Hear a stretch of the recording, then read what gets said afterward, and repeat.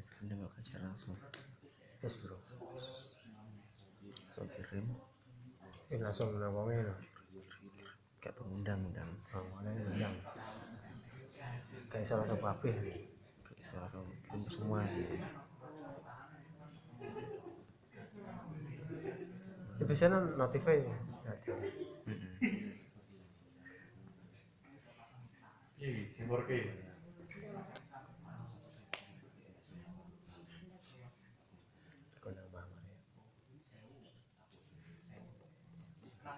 Biasanya rame. Tapi lah Facebook. Lagi koncone sithik. Lagi atas apa? Itu download program langsung dan murid tadi. Oh ini kan kalem. Yes. Los.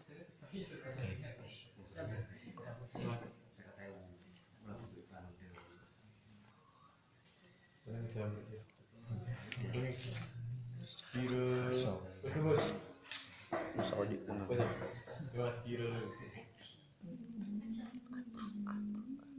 Assalamualaikum warahmatullahi wabarakatuh. Waalaikumsalam warahmatullahi wabarakatuh. Alhamdulillahirabbil alamin. Wa nasta'in wa ala yawmiddin wa ala alihi wasallam. Amma ba'du. Sebelum mulai pembelajaran kali ini, karena masih dalam kondisi pandemi, untuk absen dan seterusnya itu langsung komen dalam HP kalian. Pada pembelajaran kali ini, untuk pertama-tama, untuk memulainya, mari kita doa bersama. Tirukan yang saya omongkan. Bismillahirrahmanirrahim. Bismillahirrahmanirrahim.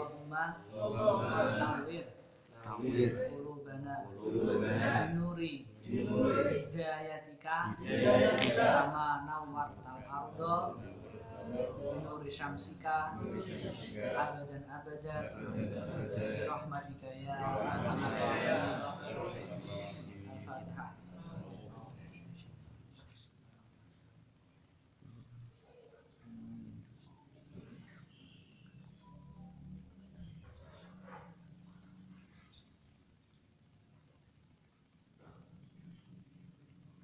Pembahasan kali ini, tema kali ini tentang sabar.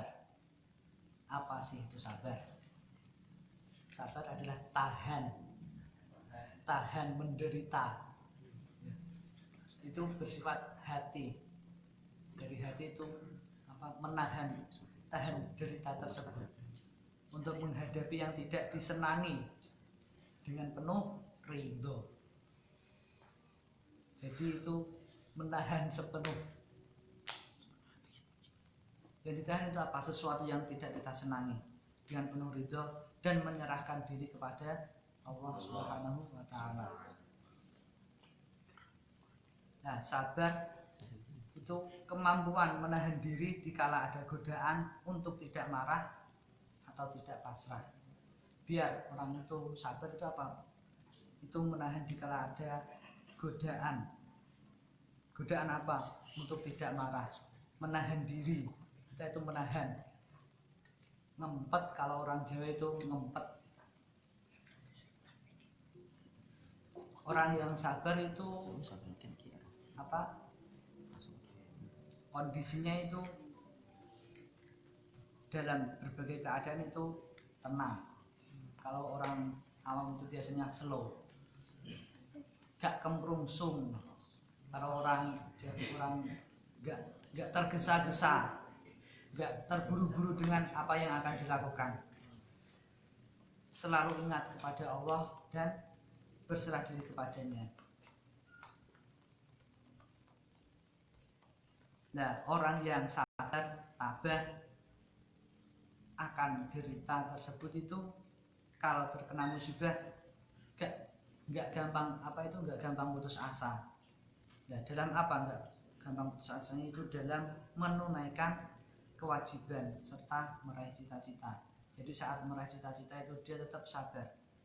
Pasti ada jalan dan dikasih jalan gitu. Pasti dikasih jalan, dikasih. Kasih siapa ya?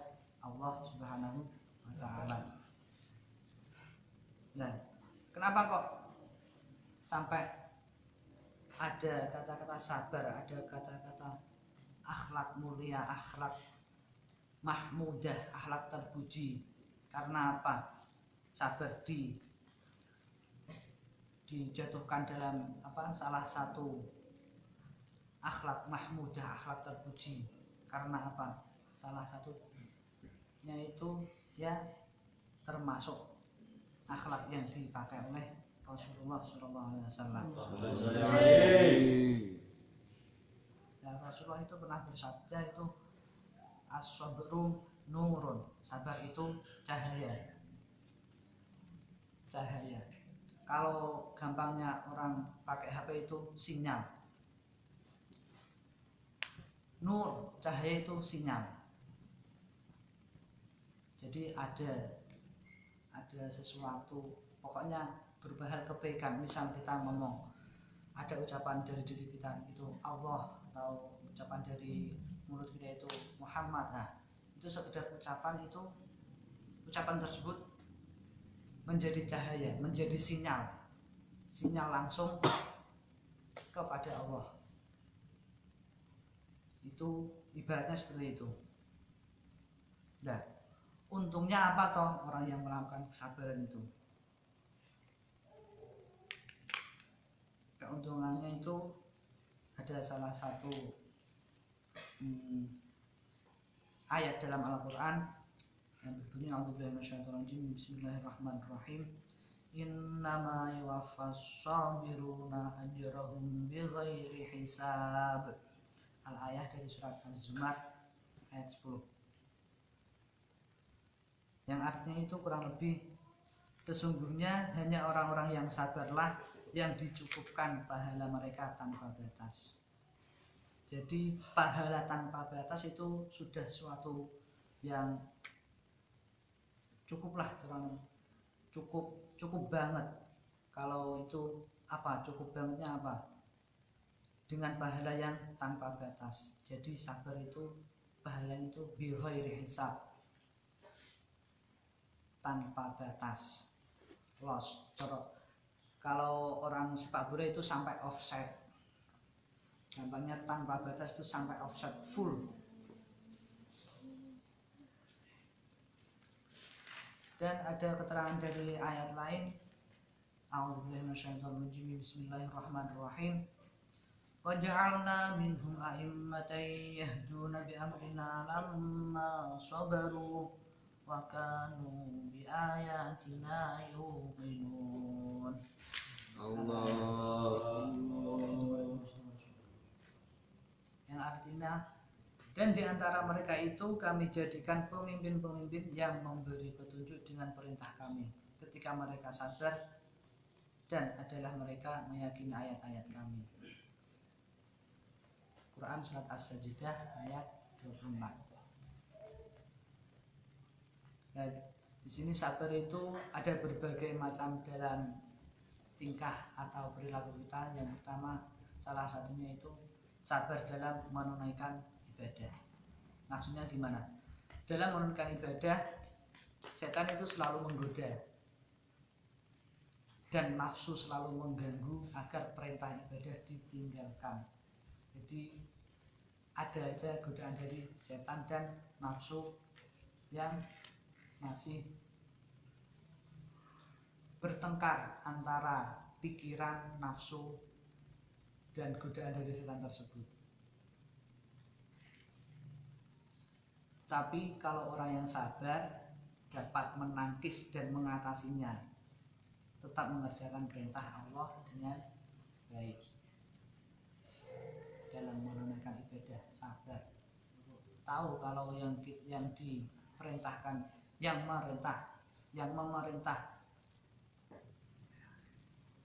ibadah, yang memerintah ibadah itu Allah.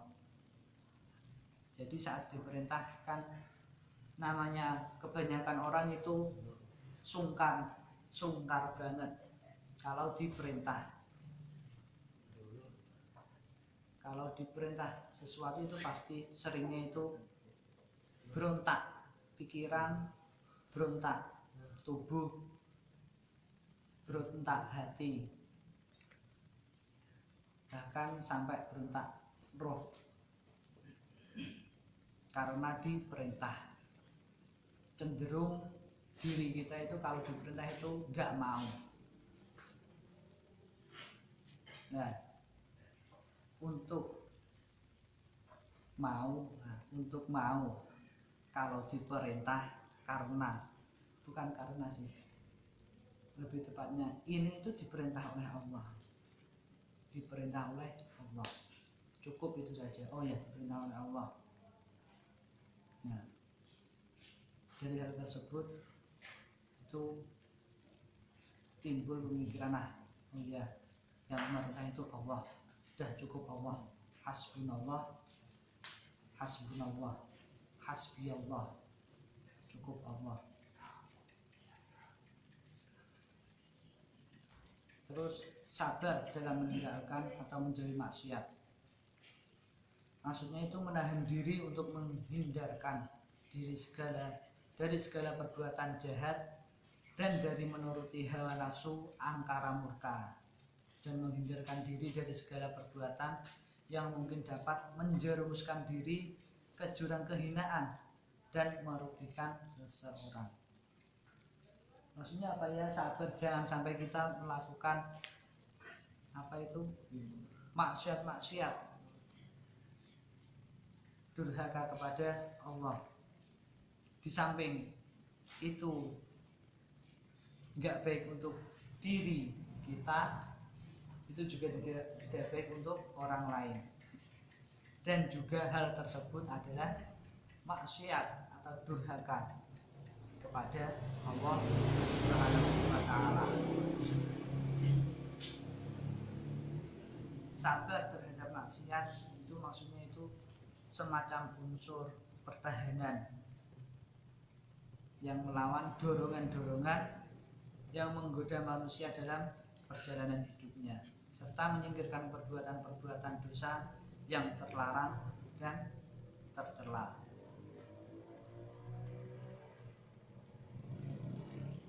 Nah, sabar itu tujuan yang bulat itu mencari keridhaan Allah Subhanahu wa ta'ala. Ya, untuk memperoleh derajat sabar, salah satunya itu berdoa. Berdoanya itu sebagaimana yang ada dalam Al-Quran itu, Bismillahirrahmanirrahim.